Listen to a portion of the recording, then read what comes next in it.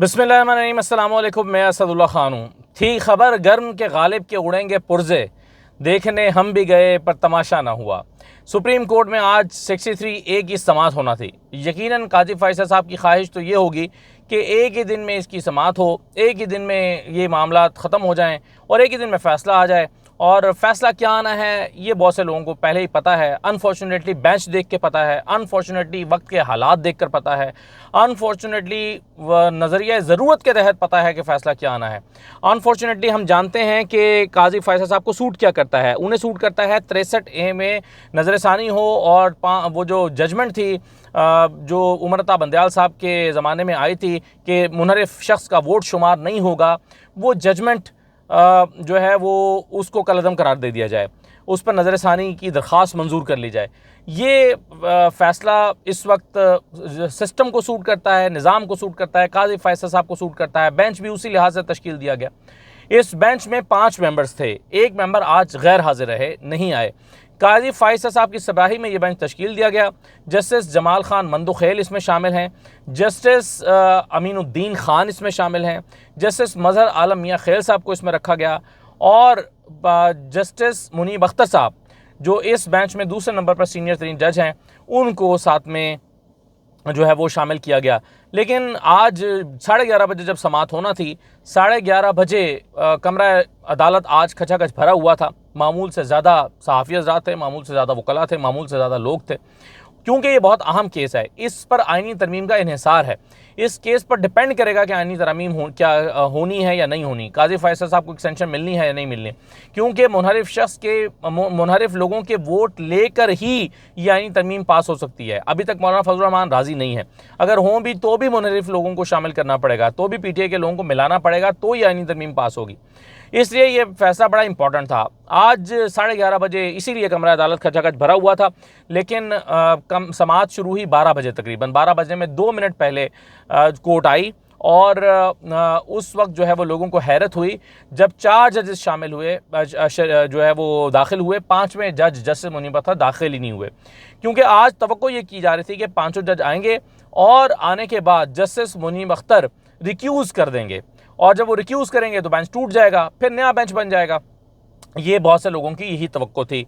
Justice Munib Akhtar साहब के हवाले से कुछ खबरें भी चली थी कि वो रिक्यूज़ कर जाएंगे, लेकिन उन खबरों की बहरहाल उस तरह से तस्दीक नहीं हो सकी थी।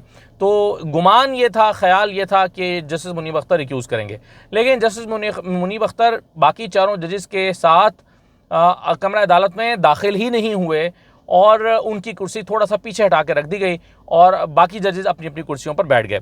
जब बैठ गए तो रोस्टम पर सुप्रीम कोर्ट बार एसोसिएशन के सदर अली ज़फ़र और बाकी लोग और ये 4-5 वकला आकर रोस्टम पर खड़े हो गए और इसके साथ साथ कुछ इब्तदाई गुफ्तगू हुई सुप्रीम कोर्ट बार के प्रेसिडेंट की तरफ से। उन्होंने कहा कि जी मैं सुप्रीम कोर्ट बार एसोसिएशन की तरफ से दलाइल दूंगा, लेकिन चीफ जस्टिस काजी फैसल साहब ने कहा कि आज जो है वो 5 रुकनी बेंच तश्कील दिया गया था, लेकिन हमारे एक फाजिल मेंबर जस्टिस मुनीब अख्तर साहब की तरफ से कुछ देर पहले हमें एक ख़त मौसूल हुआ है।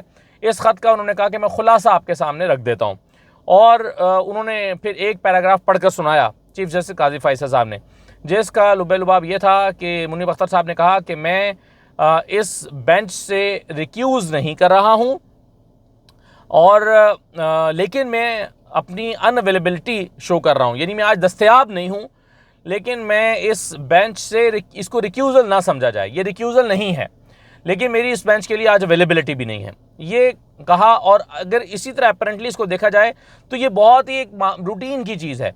अक्सर ऐसा होता है कि कोई जज अगर अवेलेबल ना हो तो बेंच बैठता नहीं है, फिर बेंच कमरा अदालत में दाखिल ही नहीं होता और कहते हैं कि जी आज कॉज मंसूख कर दी जाती है। कहा जाता है कि जी फलां जज दस्तयाब नहीं है। अक्सर फुल कोर्ट्स में हमने देखा है या लार्जर बेंच में हमने देखा है 5 रुकनी 7 रुकनी या 9 रुकनी बेंच बनते हैं।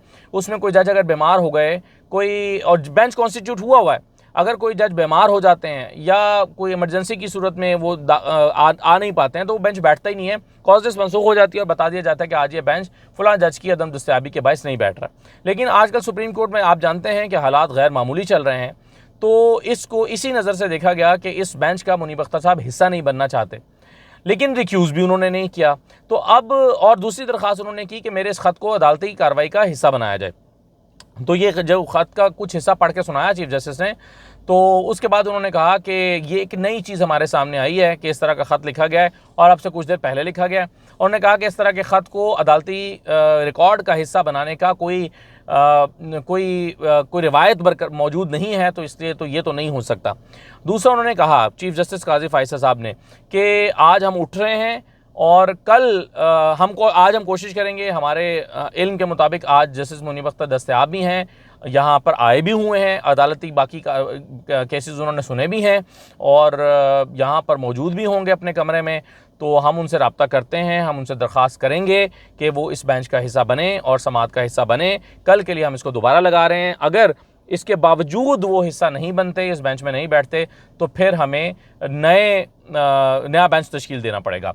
अब ये जब काजी फायसा साहब ने कहा और कुछ देर में उठ कर गए, उसके बाद क्या हुआ वो मैं आपको बताता हूँ। अली ज़फ़र साहब का आर्गूमेंट क्या था इस पर। लेकिन जब वो गए तो वकला में फ़ौरन चहमगोइयाँ शुरू हो गई। अब बहस ये शुरू हो गई कि जब एक बेंच टूटा ही नहीं है, यानी एक जज ने रिक्यूज़ किया ही नहीं है, जब वो रिक्यूज़ल नहीं कर रहे तो नया बेंच कैसे तश्कील दिया जा सकता है। जब एक मरतबा बेंच बन जाए और बेंच बनने के बाद वो बेंच ना टूटे या कोई जज रिक्यूज़ ना करे तो नया बेंच तश्कील नहीं दिया जा सकता। आपने इस्लामाबाद हाई कोर्ट में चीफ जस्टिस आमिर फ़ारूक साहब की अदालत से किए गए एक जो बेंच को तोड़ने का वाक़या था उसके भी आपके इल्म में है। जब टेरियान वाइट केस में पूरा जो है वो केस की समाअत हो गई, समाअत होने के बाद फ़ैसला महफूज हो गया, तो चीफ जस्टिस काजी फायसा साहब के ख़िलाफ़ चूँकि उनकी राय से मुख्तलिफ दो जजों ने फ़ैसला दे दिया और मेंटेनेबिलिटी पर कहा कि मेंटेनेबल ही नहीं है, तो आमिर फ़ारूक साहब ने बेंच तोड़ दिया। इस पर फिर बहस बहुत हुई थी कि ये बेंच टूट नहीं सकता था। एक जज ने जब रिक्यूज़ नहीं किया तो बेंच नहीं टूट सकता। और फिर 1 साल के बाद जब उसका रिव्यू लगा तो रिव्यू देने वाले 3 जजों ने भी यही लिखा कि ये बेंच तोड़ा नहीं जा सकता था, जो फैसला 2 जजों ने सुना दिया वो बरकरार रहेगा। तो अब फिर ये बहस हो रही है कि बेंच कैसे टूट सकता है।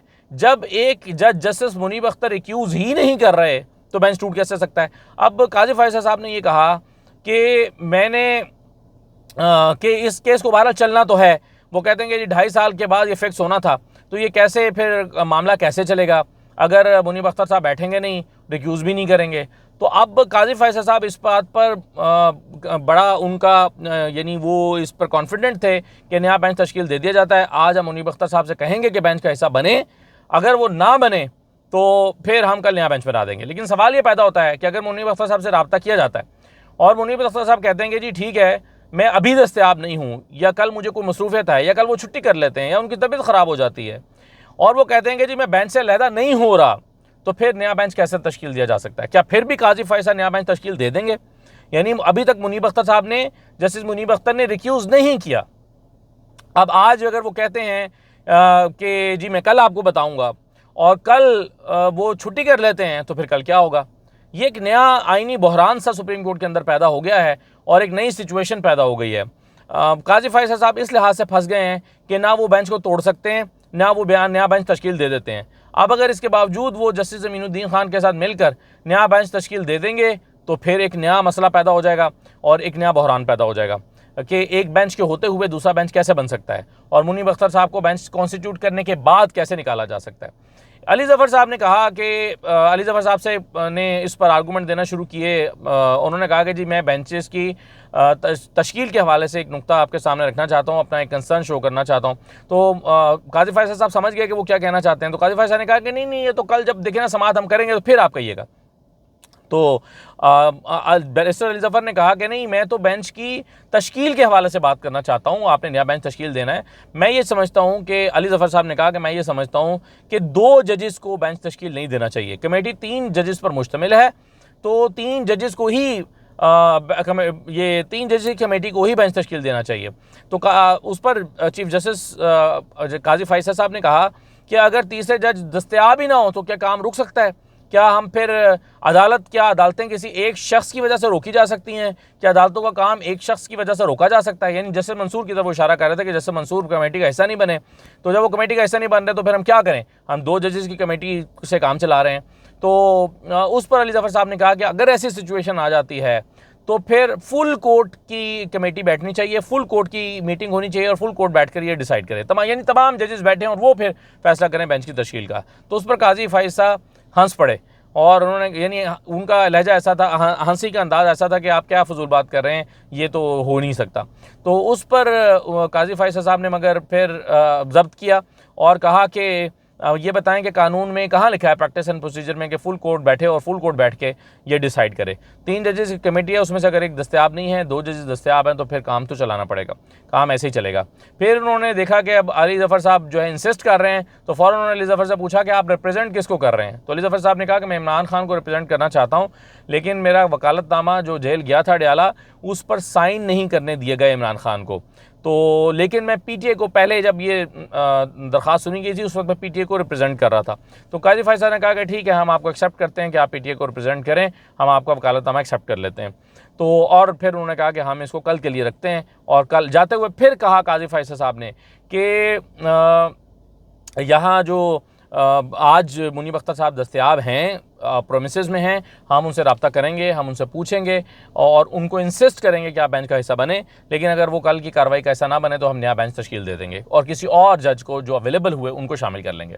ये कहकर कोर्ट उठकर चली गई। लेकिन अब इसमें अभी मैं एक वकील, सीनियर वकील खड़े थे, मैंने इसको काउंटर चेक नहीं कर सका, मैं चेक करता हूँ। वो बता रहे थे मुझे कि इसको मुनीब अख्तर साहब ऑथर जज हैं इस जजमेंट के, जो 5 रुकनी बेंच ने पहले दी थी। यानी 63A वाला जो मामला है, 63A को जो है वो उस पर नज़र, यानी मुनहरिफ शख्स का वोट काउंट नहीं हो सकता। इसके ऑथर जज जस्टिस मुनीब अख्तर हैं। जस्टिस मुनीब अख्तर अगर ऑथर जज हैं तो उनकी गैर मौजूदगी में तो फिर रिव्यू नहीं सुना जा सकता।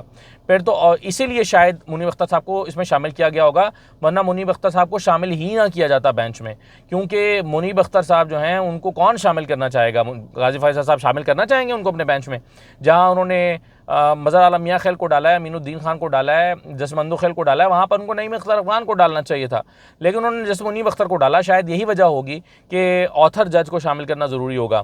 अब क्या ऑथर जज के बग़ैर रिव्यू सुना जा सकता है, ये एक और बड़ी डिबेट पैदा हो गई है और इस पर भी आज वकला के दरमियान चहमगोइयाँ हो रही हैं। तो देखिए अब कल क्या होता है। कल 11:30 बजे दोबारा कोर्ट लगेगी, मुनीब अख्तर आते हैं या कोर्ट ही नहीं आती या कोई नया बेंच तश्कील दिया जाता है। इजाज़त दीजिए, अल्लाह हाफ़िज़।